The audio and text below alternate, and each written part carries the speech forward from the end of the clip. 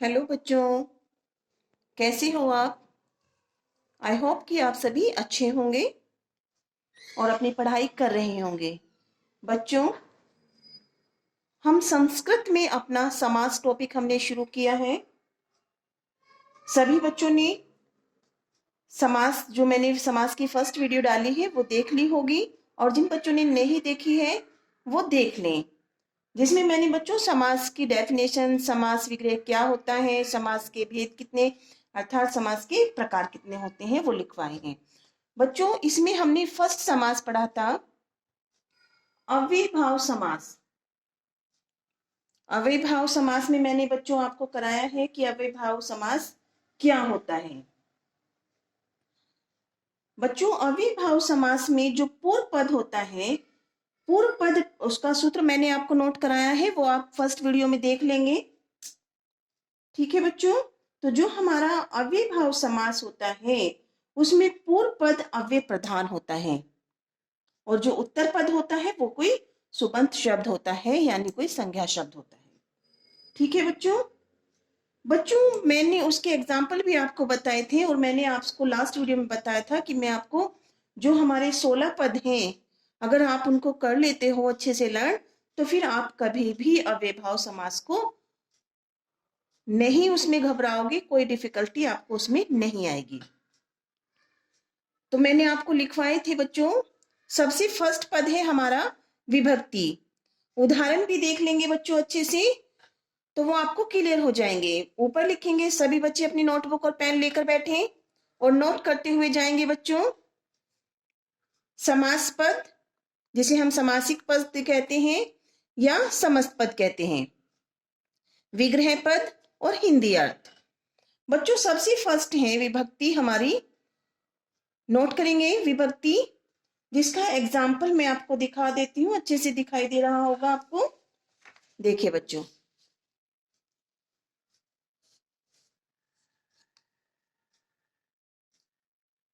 सबको क्लियर दिखाई दे रहा होगा बेटे। तो देखिए विभक्ति अधिहरि, जो हमारा समासिक पद है वो है अधिहरि। समास विग्रह कैसे करेंगे बच्चों हम, हरो इति, यानी हरि के विषय में कोई बात कही गई है, अधिहरि, तो जिसमें अधि अव्यय शब्द लगा हुआ है। दूसरा एग्जाम्पल देखेंगे, अधि स्त्री, स्त्रीयाम इति, अर्थात स्त्री के विषय में, तो जिसमें अधि अव्यय शब्द होगा, ठीक है बच्चों, तो वहां पे आपका अव्ययभाव समास होगा। सेकंड पद है बच्चों समीप। समीप आप सभी जानते हैं, समीप शब्द का क्या अर्थ होता है, पास होना, निकट होना। ठीक है, तो इसके लिए हम संस्कृत में बच्चों उप शब्द का प्रयोग करते हैं। जो हमारा उप उपसर्ग होता है उसका प्रयोग होता है। जैसे आप नोट करेंगे शब्द उपगंगम। क्या है बच्चों, उपगंगम, अर्थात जब समास विग्रह करते हैं तो गंगाया समीपम, ठीक, गंगा के पास। बच्चों, आप ज्यादा से ज्यादा एक जो आपका पद है उसके एग्जाम्पल नोट करेंगे, ताकि आपको फिर उनको पढ़ने में समझने में कोई दिक्कत ना हो। सेकंड है बच्चों उप कुंभम। कुंभम मिस होता है, कुंभ मिस होता है बच्चों घड़ा। ठीक है, विग्रह कैसे करेंगे, कुंभस्य समीपम, अर्थात घड़े के पास। थर्ड है बच्चों, इसका वर्ड है उपनगरम, नगरस्य समीपम, अर्थात नगर के समीप या नगर के पास। बच्चों, दो एग्जाम्पल उसके और नोट कर लीजिए, उपराजम, राज्ञ समीपम, अर्थात राजा के पास या राजा के समीप। उप समीधम, अर्थात समीध है समीपे। ओके बच्चों, तो ये हमारा जिसमें समीप पद आएगा वो भी आप समझ जाएंगे। पहला शब्द हमारा विभक्ति, सेकंड था समीप, तो आप समझ जाएंगे कि समीप के लिए उप शब्द का उपपद को हम उसमें लगाते हैं। जहां पे उपपद होगा, अधि होगा, तो आप इन शब्दों को अच्छे से याद कर लेंगे। थर्ड है समृद्धि।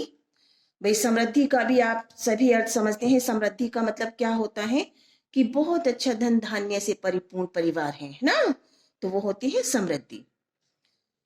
देखिए सुधान्यम, ठीक है, सुधान्यम, धान्य का मतलब हमारा आप सभी जानते हैं धान्यस्य समृद्धि, अर्थात धान्य की समृद्धि।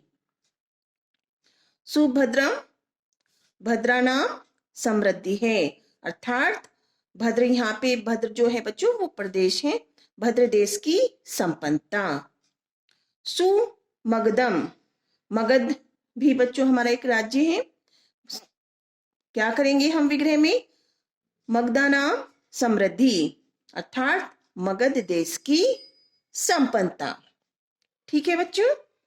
अब 4 है हमारा जो पद है वो है वृद्धि। वृद्धि का मतलब होता है बच्चों नाश होना, विनाश होना या अवनति की तरफ जाना। उन्नति का जो विलोम शब्द होता है अवनति, वो। दुर्यवनम, दुर्यवनम यानी यवन जो थी वो, यवना नाम वृद्धि है, अर्थात यवनों की अवनति, अर्थात यवनों का नाश। सभी बच्चे नोट कर लेंगे। सेकंड है दुर्हरिवर्षम, दुर्हरिवर्षम हरिवर्ष्य वृद्धि है, अर्थात हरिवृक्ष का नाश। तो इसको आप समझ गए होंगे, जिसमें हमारा दूर होगा, सु होगा, उप होगा, अधि होगा, तो ये शब्द हमारे कहाँ आएंगे, जो अव्यय होते हैं। ठीक है। 5th देखेंगे बच्चों अर्थाभाव। अर्थाभाव, अभाव का मतलब आप समझ जानते हैं कि अभाव का मतलब क्या होता है, कमी होना किसी चीज की। ठीक। निर्मच्छिकम, निर्मच्छिकम अर्थात मच्छी का नाम अभाव है। मच्छी का बच्चे होती है, मच्छिक होती है मक्खियां, मक्खियों का अभाव। ठीक। निर्जनम, जन माने कौन होते हैं, मनुष्य, जना नाम अभाव है, अर्थात जनों का अभाव यानी मनुष्यों का अभाव।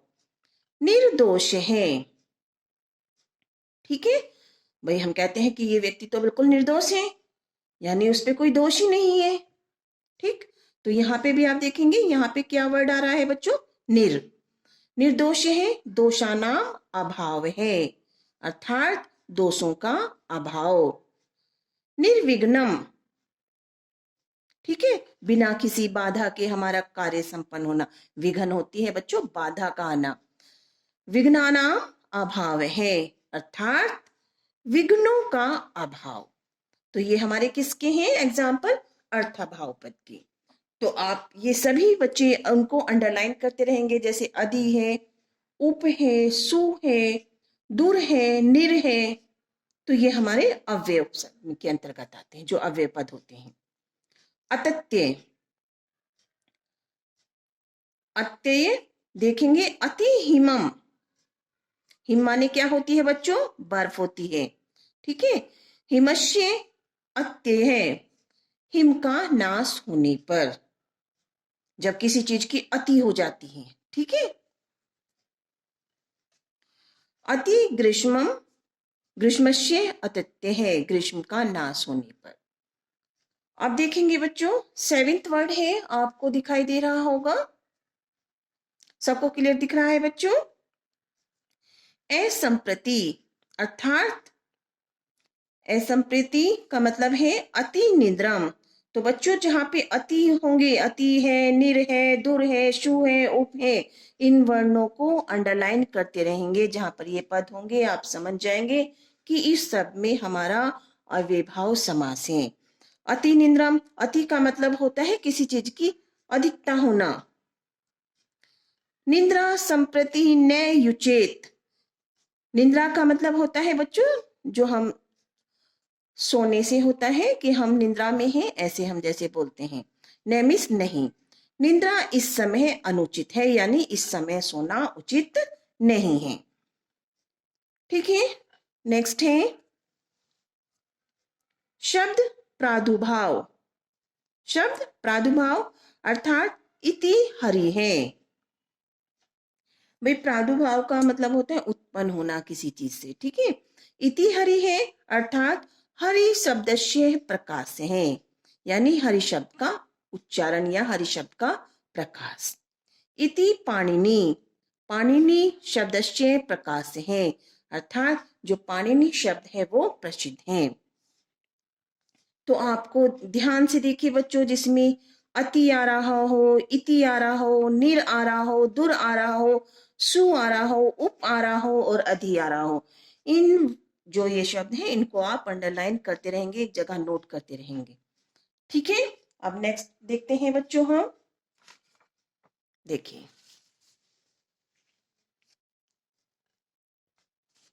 9 है, सभी बच्चे नोट कर लेंगे। पश्चात, पश्चात अर्थ में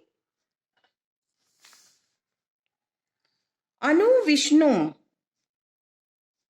यानी विष्णु है पश्चात अर्थात विष्णु के पीछे या विष्णु के अनुसार, ठीक है। अब बच्चों हमारा जो 10वां वर्ड है वो है यदा। जैसे इसके बच्चों 4 अर्थ हैं, यानी 4 अर्थों में इसे यदा को प्रयोग किया जाता है। सबसे फर्स्ट है योग्यता के अर्थ में, नोट कर लीजिए, योग्यता के अर्थ में, विप्सा के अर्थ में, अंतिक्रमण के अर्थ में और सादृश्य अर्थ में। देखिए योग्यता के अर्थ में कैसी, वर्ड नोट करते जाएंगे। अनुरूपम, क्या है बच्चों, अनुरूपम, रूपस्य योग्यम, यानी रूप के योग्य। प्रतिदिनम, दिनम दिनम प्रति अर्थात प्रत्येक दिन। अनतिक्रमण का देखेंगे, यदा शक्ति, नोट करेंगे बच्चों, यदा शक्ति का है शक्ति अनतिक्रम्य अर्थात शक्ति के अनुसार। यदा कालम, काल में से बच्चों समय होता है, कालम अनतिक्रम्य अर्थात समय के अनुसार। सादृश्य अर्थ में देखेंगे बच्चों, क्या है, स विष्णु है, क्या है, स विष्णु है, विष्णु हो सादृश्यम, विष्णु के समान। तो ये हमारे जो बच्चों 14 शब्द हैं ये हो चुके हैं, ठीक है। अब हम आगे देखते हैं अपना, 10 शब्द हो गए हैं हमारे बच्चों, और 4 हमने यदा के जो थे वो कर लिए हैं। अब देखिए बच्चों हमारा 11वां शब्द है अनुक्रम, अनुपूर्वक के अर्थ में। अनुकष्टिम, अनुकनिष्ठम यानी कनिष्ठस्य, अनुपूर्णेन यानी कनिष्ठ के अनुसार, ठीक है। योग पदम, योग का मतलब यौगिक यानी जुड़ा हुआ होता है बच्चों, उसके साथ सच क्रम, चक्रेण युगपत अर्थात चक्र के साथ। सादृश्य, जैसा मैंने अभी आपको सादृश्य का अर्थ में बताया था, श विष्णु है, विष्णु है सादृश्य में अर्थात विष्णु के समान। संपत्ति, संपत्ति का मतलब होता है जो बच्चों हमारी धन संपदा है उससे है यहाँ पे। से छत्रम, छत्रानाम संपत्ति है, क्षत्रियों की संपत्ति। साकल्य, साकल्यानुपूर्वक में देखेंगे आप, तृणम, से तृणम का अर्थ है तृणम अपि अपरित्यज्य, तिनका भी न छोड़कर। अपरित्यज्य का मतलब होता है बच्चों परित्यज्य का मतलब तो त्यागना होता है, और अपरित्यज्य का मतलब होता है कि हम उसको नहीं त्याग रहे हैं। यानी तृण का मतलब क्या होता है, तिनका, तिनका भी ना छोड़कर। अंत साग्नि, साग्नि यानी अग्नि ग्रंथ पर्यंतम, अग्नि ग्रंथ तक। तो बच्चों अभी आपने देखा होगा कि इनमें किन किन शब्दों की बार बार रिपीट हो रही हैं। सबसे फर्स्ट आप देखेंगे, नोट कर लेंगे बच्चों सभी। देखिए शब्दों में आपको देख के ही पता चल जाएगा, जैसे अदि, उप, शु, दुर, निर, अति, इति,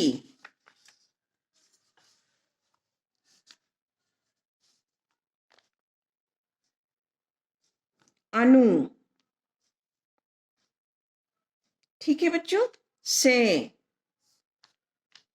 तो आप जहां पर इन शब्दों को देखेंगे, शब्द में कि ये शब्द हमारे उसमें जुड़े हुए हैं, उप को भी हम इधर ही लिख देते हैं, तो आपका बिल्कुल क्लियर हो जाएगा कि यहाँ पे हमारा अव्ययभाव समास है।